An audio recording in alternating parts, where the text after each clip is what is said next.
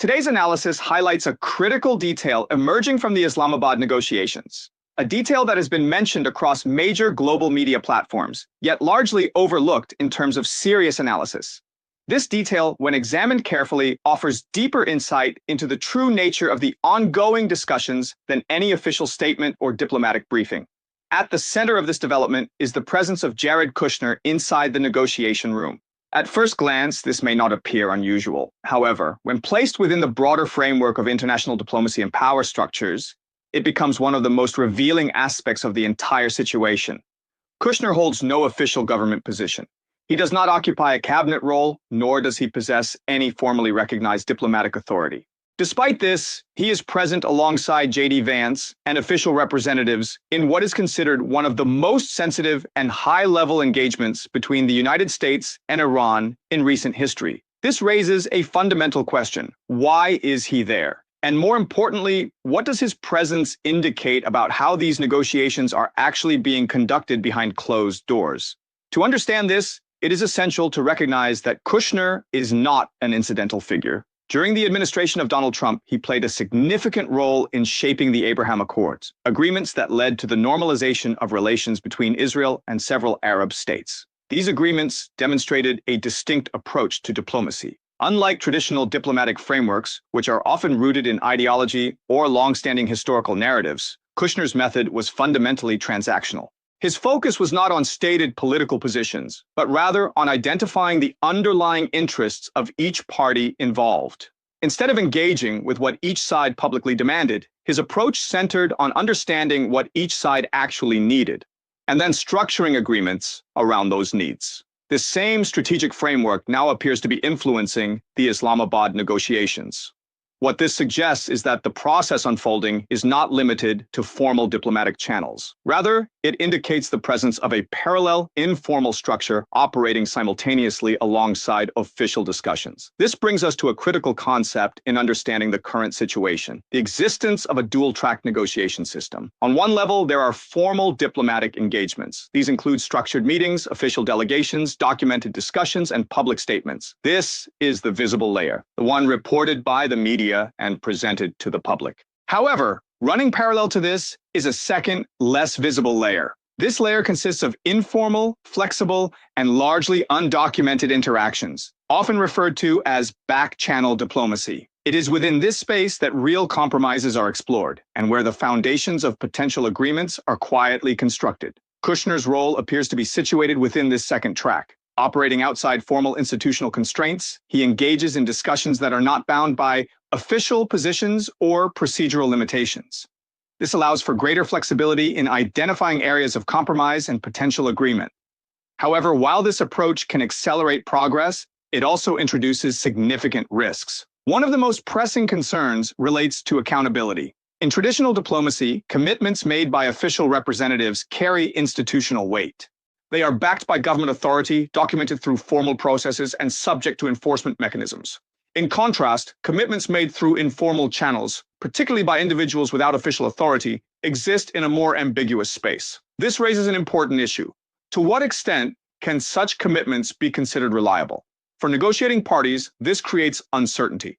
When an assurance is provided in an informal setting, it becomes difficult to determine whether that assurance reflects the official position of a government or merely the perspective of an individual. This distinction is critical, particularly in high-stakes negotiations, where long-term stability depends on the credibility and enforceability of agreements. From a strategic standpoint, Kushner's presence also conveys a broader signal regarding decision-making dynamics within Washington. It suggests that key decisions may not be solely driven through established institutional channels, such as the State Department or formal diplomatic bodies. Instead, influence appears to be concentrated within a smaller, more centralized group. For negotiators on the opposing side, this has significant implications. Rather than focusing exclusively on official policy frameworks, they must now consider the influence and priorities of specific individuals involved in the process. Understanding the motivations and relationships within this inner circle becomes essential to navigating the negotiation effectively. At the same time, Kushner brings certain advantages to the table. His involvement provides access to networks and relationships that extend beyond traditional diplomatic structures. These connections can facilitate communication and potentially unlock areas of agreement that might otherwise remain inaccessible. However, these same factors also introduce additional complexity.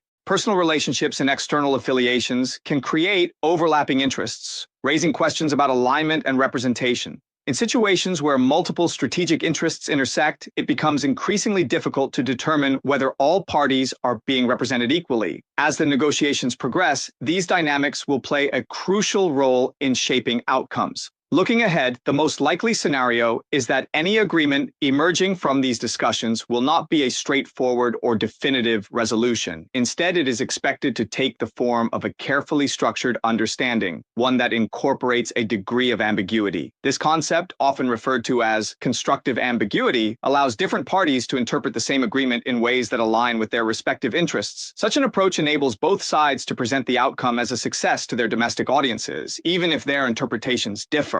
While this strategy can be effective in achieving short-term progress, it also carries inherent limitations. Agreements built on flexible interpretations rather than clearly defined commitments often face challenges in long-term implementation. As conditions evolve and pressures shift, differing interpretations can lead to disputes and instability. Ultimately, the central issue is not whether an agreement will be reached, but whether it can endure. Durability remains the defining test of any diplomatic outcome. In high-stakes environments, particularly those shaped by informal channels and personalized influence, sustainability becomes uncertain. The structure of the current negotiations suggests that while a breakthrough may be possible, its long-term viability will depend on factors that extend far beyond the initial agreement. For now, the presence of Jared Kushner serves as a clear indicator that these talks are not unfolding through conventional means. Instead, they reflect a hybrid model of diplomacy, one that combines formal processes with informal influence. And it is within this complex and layered framework that the future of these negotiations will ultimately be decided. As the Islamabad negotiations continue to unfold, the structure of these talks becomes increasingly important in understanding not just what may come out of them, but how those outcomes are being shaped in real time. The presence of Jared Kushner inside the room is not just a symbolic detail, it is a structural signal. It reflects a shift away from traditional diplomatic processes toward a more personalized, relationship-driven model of negotiation. To fully grasp this shift, it is necessary to examine how diplomacy typically functions at this level. In conventional, high-level negotiations, authority is clearly defined. Representatives carry formal mandates. Their roles are documented, their powers are established, and their commitments are backed by institutional frameworks. This structure ensures that any agreement reached has a clear line of accountability and a mechanism for enforcement. However, the situation in Islamabad suggests a departure from this model. Here, the lines between formal authority and informal influence appear increasingly blurred. Kushner's involvement introduces a layer of negotiation that exists outside the traditional system. He operates without a formal mandate, yet his presence indicates access to decision-making power at the highest levels. This creates a unique dynamic, one in which influence may outweigh official designation. For those across the negotiating table, this dynamic cannot be ignored. Negotiators must now interpret not only official statements, but also the signals conveyed through who is present, who is speaking, and who appears to carry real influence within the room. This transforms the nature of the negotiation itself. Instead of a purely institutional process, it becomes a hybrid interaction, one that combines formal diplomacy with informal negotiation strategies. Within this hybrid model, the concept of back-channel communication becomes central. Back-channels have long been a part of international diplomacy. They provide a space where sensitive issues can be discussed without the constraints of public scrutiny or political pressure. In many cases, they allow negotiators to explore possibilities that would be politically difficult to address in formal settings. Kushner's role appears to be aligned with this function. He operates in a space where conversations are not bound by official positions, allowing for flexibility in exploring potential compromises. This can be particularly valuable in negotiations where public positions are rigid, but underlying interests may be more adaptable. However, this flexibility comes with inherent uncertainty. Because these discussions are informal, they are not always documented in a way that ensures consistency between what is discussed privately and what is ultimately agreed upon publicly. This creates a gap, a space where misunderstandings or differing interpretations can emerge. And in high-stakes negotiations, even small gaps can lead to significant consequences. Another important dimension to consider is how Kushner's presence reflects the internal structure of decision-making within Washington. The inclusion of JD Vance alongside Kushner suggests a layered approach to authority. On one level, there is formal political leadership represented by the vice president. On another, there is informal influence represented by Kushner. This combination indicates that decisions may not be flowing through a single, clearly defined channel. Instead, they may be shaped through interactions within a smaller, tightly connected group of individuals. For external negotiators, this has direct implications. Understanding the formal position of the United States is no longer sufficient. It becomes equally important to understand the relationships and dynamics within this inner circle. Who has the final say? Whose perspective carries the most weight? And how do informal discussions translate into formal commitments? These questions become central to navigating the negotiation effectively. At the same time, Kushner's involvement introduces capabilities that are not easily replicated within traditional diplomatic frameworks. His network extends beyond institutional boundaries, providing access to individuals and actors who may not be directly represented in the formal talks.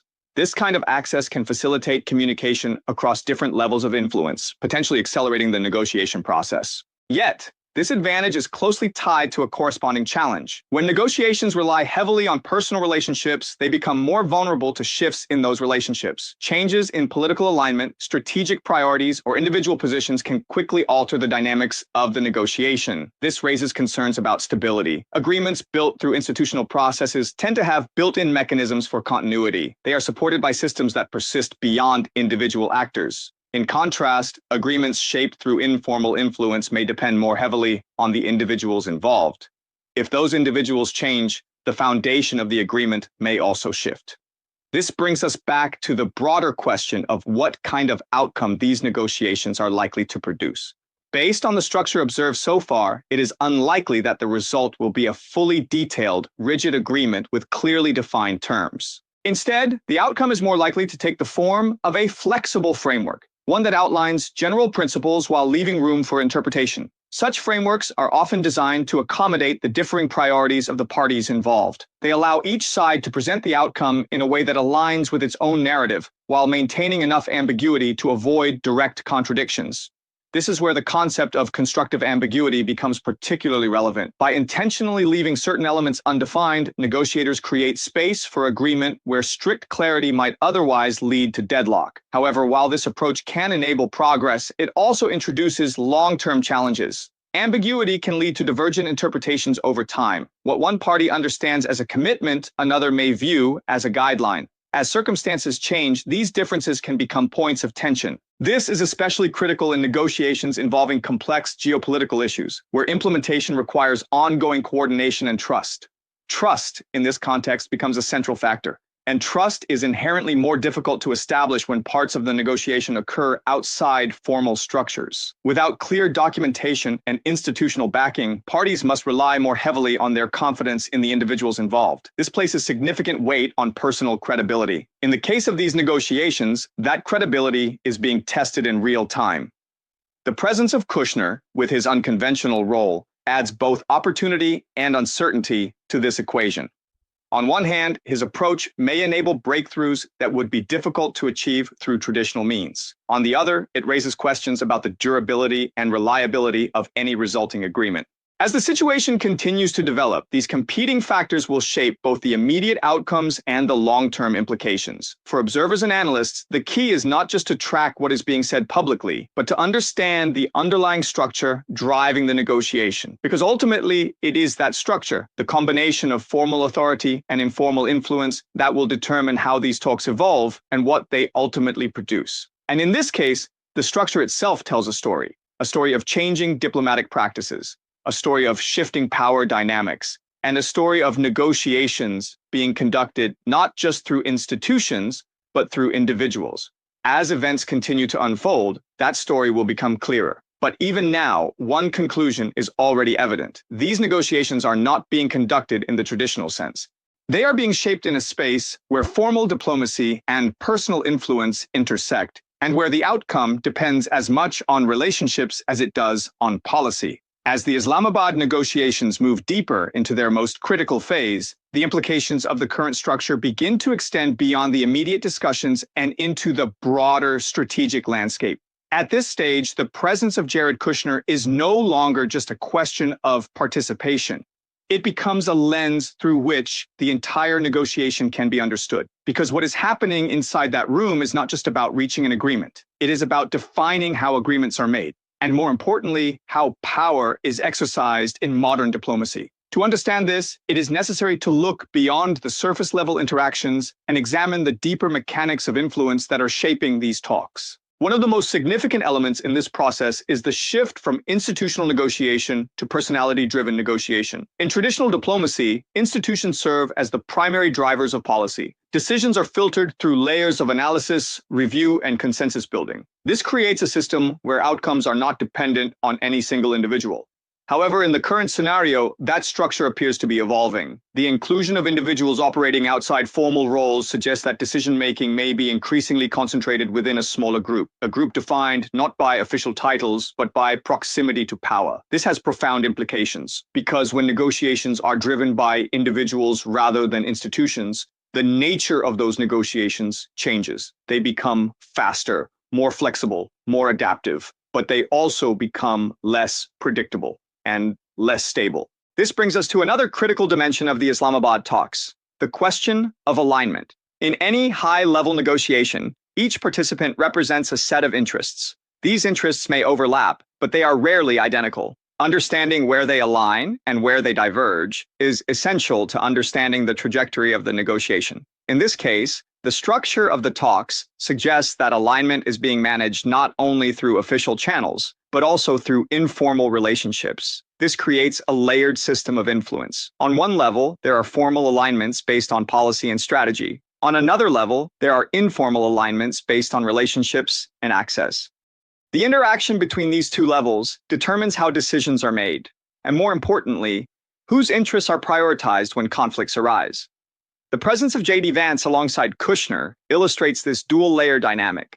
Vance represents institutional authority, the formal structure of governance. Kushner, on the other hand, represents informal influence, the ability to operate outside traditional constraints. Together, they form a hybrid model of negotiation, one that combines structure with flexibility, authority with access, policy with personalization. But this hybrid model introduces a key challenge: consistency. In institutional systems, consistency is maintained through processes and procedures. Decisions are documented, reviewed, and implemented through established channels. In contrast, informal systems rely more heavily on personal judgment and interpretation. This creates the potential for variation. What is understood in one conversation may not be understood the same way in another. What is agreed privately may not be expressed publicly in the same form. And over time, these variations can accumulate, leading to differences in interpretation, differences in expectation.